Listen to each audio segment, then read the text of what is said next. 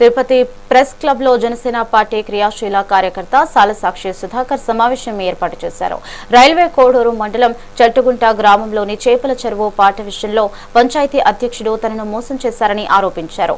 డబ్బులు తీసుకుని చెరువుగట్టు తొలగించడంతో తాను తీవ్రంగా నష్టపోయానని అన్నారు. దీనిపై నిలదీస్తే తనపై భౌతిక దాడికి పాల్పడ్డారని వాపోయారు. తనకు న్యాయం చేయాలని అధికారులను కోరారు. నేను తిరుపతికి రావడం జరిగింది.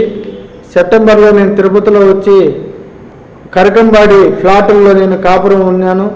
జనవరి 1వ తారీఖు చెట్టుకుట్టు గ్రామానికి వెళ్ళి ఆ అమౌంట్ కట్టి ఆ చెరువు తీసుకోవడం జరిగింది.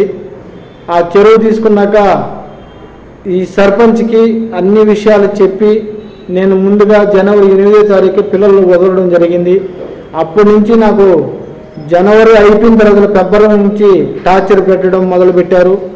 ఆ నీలకంఠయ్య రుసి కలపడం, ఆ జనాలు పంపించడం, ఆ గేట్లు తీయడం, ఆ మెస్సలు పెరికేయడం, వడలేపించడం, ఇవన్నీ కూడా ఈ ముగ్గురు వ్యక్తులు చేశారు. ఒక్క రూపాయి కూడా నేను పెట్టలేదు.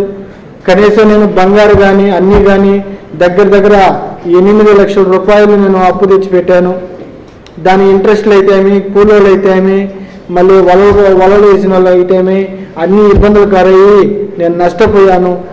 ఆయకట్టు ప్రెసిడెంట్కి 7,000 ఇవ్వడం జరిగింది. ఈ చెరువులు పెట్టిన తర్వాత చేపలు బాగా రావడం జరిగింది. అయితే వచ్చే ముందు ఏం చేశారంటే నీలకంఠయ్య అనే వ్యక్తి 6 లక్షలు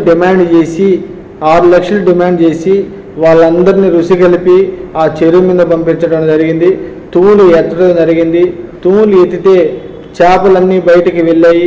ఇప్పుడు నాకు 15 లక్షలు నష్టం జరిగింది. ఆ చెరువు మీద 15 లక్షల నష్టం జరిగింది. తిరుపతి జిల్లా నుంచి నేను తిరుపతికి రావడం జరిగింది. సెప్టెంబర్లో నేను తిరుపతిలో వచ్చి కరకంబాడి